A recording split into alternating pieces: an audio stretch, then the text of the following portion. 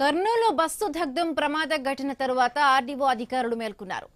Private travels బస్సులపై కొరడా జులిపిస్తూ ఉన్నారు. Travels బస్సుల్లో తనిఖీలు చేస్తున్నారు. ఎమర్జెన్సీ డోర్స్, డ్రైవర్లు, సిబ్బంది, ప్రయాణికులకు అవగాహన కల్పించే చర్యలు చేపట్టారు.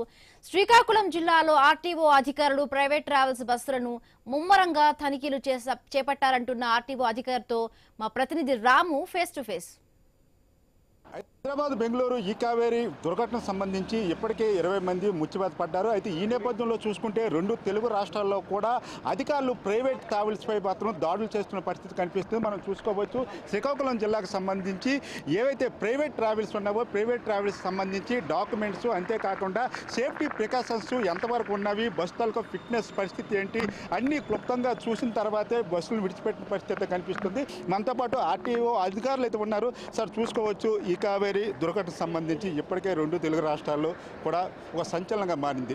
సో దీనిపై ఇప్పుడు మీరు ఏ డ్రైవ్ చేస్తున్నారు, ఏ వ్యాపారాలు క్లుప్తంగా చూస్తున్న పరిస్థితి కనిపిస్తుంది? ప్రధానంగానండి దుర్ఘటన చాలా బాధాకరం. ఎందుకంటే మన ఎవరైతే సొంత అన్నదమ్ములు లాంటి పిల్లలందరూ చిన్నపిల్లలతో సహా స్పాట్లో కాలిపోవడం, ప్రాణాలు పోవడం జరిగింది. సో ఈ విషయంలో మా కమిషనర్ గారి ఆర్డర్స్ ప్రకారం ప్రతి బస్సు క్షుణ్ణంగా చెక్ చేసి ఎమర్జెన్సీ ఎగ్జిట్ ఎలా ఉంది, ఫైర్ ఎక్స్టింగ్విషర్ ఎలా ఉంది, తర్వాత స్టాఫ్ తాలూకు అవేర్నెస్ ఎలా ఉంది, okay C book, permit, licence, tax ఇవన్నీ రొటీన్గా వాళ్ళకు ఉండాల్సిన డాక్యుమెంట్స్ ఉన్నాయా లేవా, వాటితో పాటు ఎస్పెషల్లీ డ్రైవర్కి కానీ లేదంటే సెకండ్ డ్రైవర్కి కానీ లేదంటే అటెండెంట్కి కానీ వాళ్ళకి అవేర్నెస్ ఎంతవరకు ఉంది, ఒకవేళ లేకపోతే కనుక క్రియేట్ చేయండి. సేమ్ టైం వాళ్ళ అవేర్నెస్ వాళ్ళకు ఉండడమే కాకుండా ప్రతి పాసింజర్కి ఎస్పెషల్లీ ఎమర్జెన్సీ డోర్ దగ్గర కూర్చునే పాసింజర్కి డోర్కి ఇరువైపులో కూర్చునే పాసింజర్లకి ఆ డోర్ ఎలా ఓపెన్ చేయాలనే అవగాహన ప్రతి ట్రిప్లో ప్రతి పాసింజర్కి కల్పించాలనే ఉద్దేశంతో మా కమిషనర్ గారి ఆదేశాలతో మేము కూడా ప్రతి బస్సు క్షుణ్ణంగా చెక్ చేసి ఫైర్ ఎక్స్టింగ్విషర్ ఉందా, ప్రాపర్గా పనిచేస్తుందా లేదా, దాని లైఫ్ అయిపోయిందా లేదా, తర్వాత వెహికల్ తాలూకా పేపర్స్ ఎలా ఉన్నాయి, డ్రైవర్ లైసెన్స్ ఎలా ఉంది, ట్యాక్సెస్ కట్టున్నారా లేదా, వీటితో పాటు సేఫ్టీ పాయింట్ ఆఫ్ వ్యూలో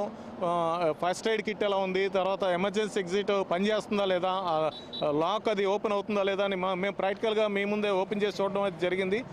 ఈ విధంగా ప్రతి వెహికల్ మేము చెక్ చేస్తూ సేమ్ టైం స్టాఫ్కి కూడా మేము చెప్పేది ఏంటంటే ఆ బస్సు డ్రైవర్స్కి, అటెండెంట్కి ప్రత్యేకంగా మీకు నిద్ర టైంలో ట్రావెల్ చేసేటప్పుడు మీకు ఒకవేళ నిద్ర పడుతున్నట్టయితే బండి ఒక గంట 2 గంటలు రెస్ట్ తీసుకుని మీరు కొంచెం గడలకి తీరిన తర్వాతే ప్రయాణం చేయాలి. కానీ మీరు ఓవర్ నైట్ ఏదో గమ్యస్థానాలకి స్పీడ్గా చేరిపోవాలనే ఉద్దేశంతో ఓవర్ స్పీడ్లో వెళ్ళి ప్రమాదాలు కొని తెచ్చుకుని తర్వాత పాసింజర్ని అలాగా అర్ధాంతరంగా వదిలేసి నిన్న సంఘటనలో డ్రైవర్లు కొంచెం అప్రమత్త అయ్యి పాసింజర్ని కొంచెం అలర్ట్ చేస్తున్నట్టు అయితే కొన్ని ప్రాణాలైనా కనీసం బయటపడేవాళ్ళు. సార్ జనరల్గా ఇప్పుడు మీరు చేస్తున్న డ్రైవ్లో ఏమైనా లోపాలను ఏమైనా గుర్తించారా?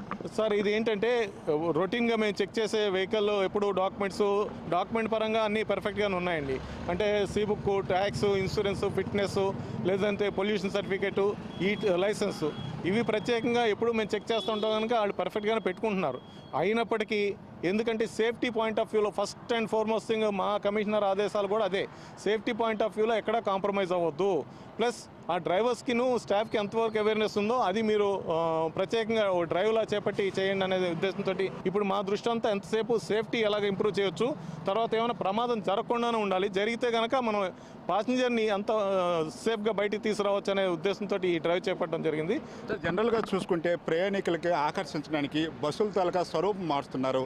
లగ్జరీగా పరుపులు కావచ్చు, ఇతర కర్టెన్స్ కావచ్చు, ఇవన్నీ నామ్స్ ప్రకారమే మెయింటైన్ చేస్తున్నారు, లేకపోతే ఈ ప్రయాణికులు ఆకర్షించడానికి ఇలాంటి చేసే దానిపై ఏమైనా చర్యలు తీసుకున్న పరిస్థితి? అదే ప్రత్యేకంగా ఇప్పుడు మీరు చెప్పినట్టు ఏదైతే ఈ ఇంటీరియర్స్ ఉన్నాయో వాళ్ళ దీనికోసం బస్సు డెకరేషన్ కోసం కానీ లేదంటే లైటింగ్ కొన్ని చూడండి మీకు డాజిలింగ్ లైట్స్ అయి పెడతా ఉంటారు. సో వీళ్ళకి చూడడానికి సరదాగా ఉండొచ్చు కానీ బట్ ఎదురుగా వచ్చే వెహికల్స్కి చాలా ఇబ్బందికరంగా ఉంటుంది. సో ఇటువంటి ఫైర్కి సంబంధించే కాకుండా రోడ్ సేఫ్టీ పాయింట్ ఆఫ్ వ్యూలో కూడా మేము ప్రతిదీ క్షుణ్ణంగా తనిఖీ చేసి అలాంటివి ఏమైనా ఉంటే కనుక మేము అది పరిధిలో ఉంటే పర్వాలేదు, లేదంటే బండి సీజ్ చేయడం అయితే ఎటువంటి మొహమాటం లేకుండా చేస్తాం. కాకపోతే ఒకటే మళ్ళీ మేము చెప్పేది ఏంటంటే మీరు ముందు అవేర్నెస్ క్రియేట్ చేసుకోండి. సో దట్ సేఫ్టీ అనేది చాలా ఇంపార్టెంట్.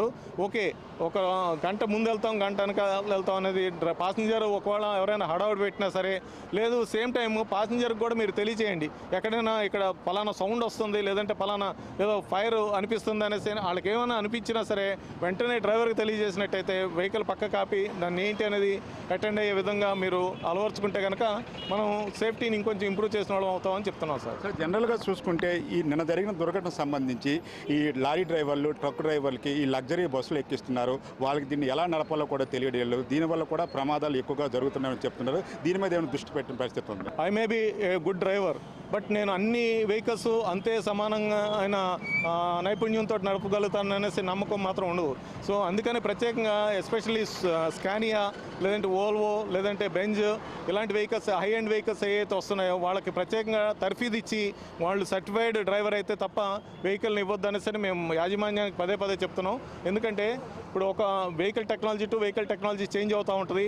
ఇవి ఎస్పెషల్లీ హై ఎండ్ వెహికల్స్, ఈ high speed vehicles, high end vehicles వీటి మీద ప్రత్యేకంగా శిక్షణ, డ్రైవింగ్ లైసెన్స్ ఉన్నప్పటికీ, డ్రైవింగ్ నేర్పరితనం ఉన్నప్పటికీ ప్రత్యేకంగా ఈ తాలూకా వెహికల్స్ ఏదైతే ఉన్నాయో హై ఎండ్ వెహికల్స్ వీటి మీద శిక్షణ ప్రత్యేకంగా తీసుకుంటే తప్ప ఆ వెహికల్స్ వాళ్ళకి డ్రైవ్ చేయడానికి అనుమతి ఇవ్వద్దనేసి, ఏదైనా యాక్సిడెంట్ జరిగినప్పుడు ఆ డ్రైవర్ ప్యానిక్ అయిపోయి డ్రైవరే అబ్స్కాండ్ అయిపోతే ఇంకా పాసింజర్ని మనం ఎలా కాపాడగలుగుతాం అనేది ముఖ్యంగా ఇవాళ ఇంపార్టెంట్ టాపిక్ అండి. ప్రైవేట్ ట్రావెల్కి సంబంధించి ఇంకొక వాదన కూడా ప్రజల్లో ముఖ్యంగా కనబడుతుంది. ఇలాంటి దుర్ఘటనకు సంబంధించినప్పుడే అధికారులు కూడా రోడ్ల మీదకి వచ్చి ఈ యొక్క ట్రావెల్ బస్సులు చెక్ చేస్తున్న పరిస్థితి కనిపిస్తుంది. తర్వాత పూర్తిగా విడిచిపెడుతున్నారనే పరిస్థితి కనిపిస్తుంది. దీనిపై కూడా ఆర్టీఓ అధికారులు నిత్యం మేము ఈ యొక్క పేపర్లన్నీ చెక్ చేస్తున్నాం, ప్రాపర్గా చెక్ చేసిన తర్వాతే ఈ యొక్క వెహికల్స్ని అయితే విడిచిపెడుతున్న పరిస్థితి కనిపిస్తుందని చెప్తున్న పరిస్థితి కనిపిస్తుంది. వాటర్ స్టూడియో బులెటిన్లో షార్ట్ బ్రేక్ తీసుకుందాం. బ్రేక్ తర్వాత మరిన్ని